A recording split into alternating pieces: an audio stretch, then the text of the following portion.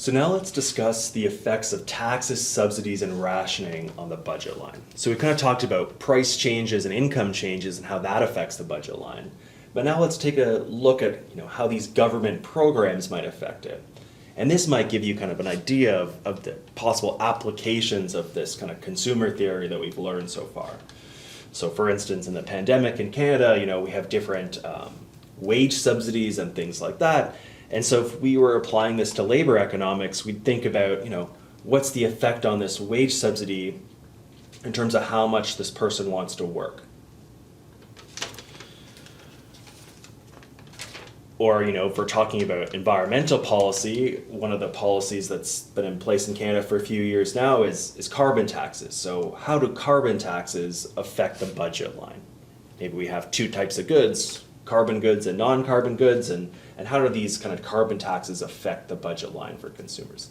So you can start to see how, we can apply what, this very theoretical thing we're learning here to, real government policies that we might be really interested in.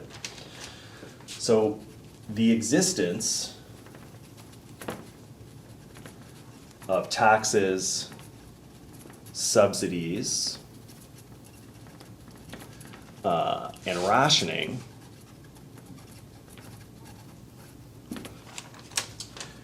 will influence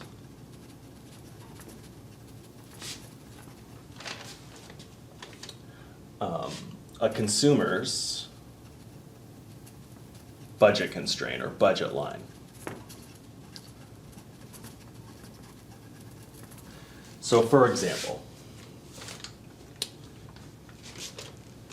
let's look at the first type of policy that we're gonna look at. So this would be a quantity or excise tax. So this is something you're probably familiar with, or you should be familiar with from first year. Quantity/excise tax. They're called either one, a quantity tax or an excise tax. So in this kind of tax, what happens is every time you consume or you purchase a unit of a good, you pay a set amount in taxes. So think about like the gas tax. For each liter of gas that you pump in your car, a portion of the price that you see or you're charged by the gas station, not even a portion, a constant amount per liter is going to the government in gas tax. So the idea here is that a consumer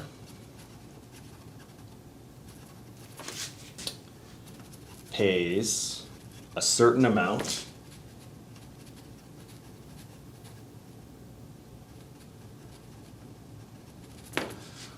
for each unit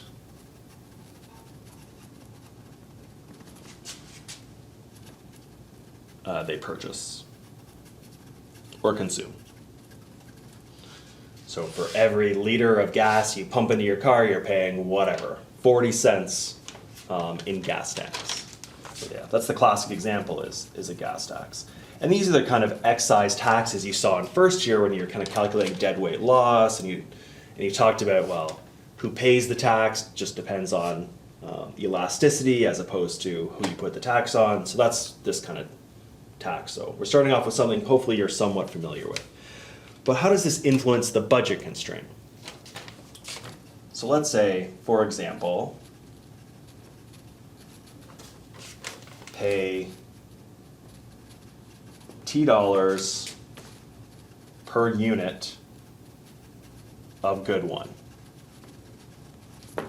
This is an example of an excise tax. It's an excise tax on good one, and for every time they purchase one unit of good one, they have to pay $T to the government. So what's the difference in the budget constraint? Before the tax, remember our budget constraint was P1 X1 plus P2 X2 equals M. We had just had two goods. And after the tax,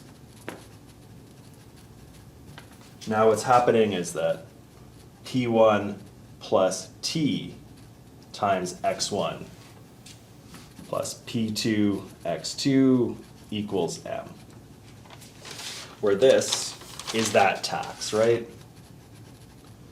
So think of it as kind of, affecting the price of good one. So this makes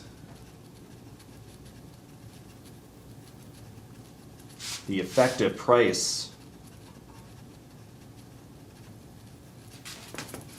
of good one increase, which is going to change the slope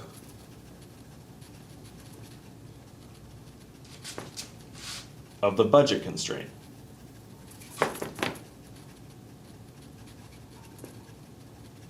So I'll quickly erase it and we'll kind of draw it out, but it's just going to look really similar to a price change and a price increase in good one. All right, so we just saw excise taxes, and so let's think about what that does to the budget constraint. Remember, we had the after tax budget constraint was P1 plus whatever this excise tax is, whatever amount you have to pay per liter of liter of gas, I should say. This was the new budget constraint, equals M.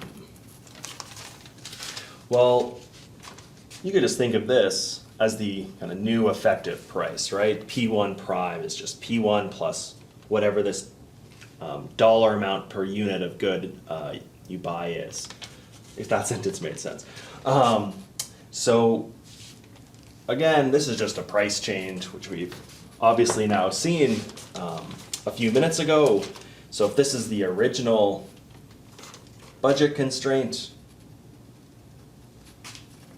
M over P2 and M over P1, and then what happens, we have this tax come in, so this is like the pre-tax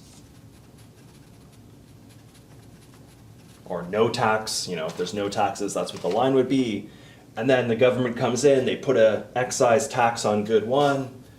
Well, this is gonna rotate in the budget constraint for the consumer, M over P1 prime, where P1 prime is P1 plus whatever T is, that tax.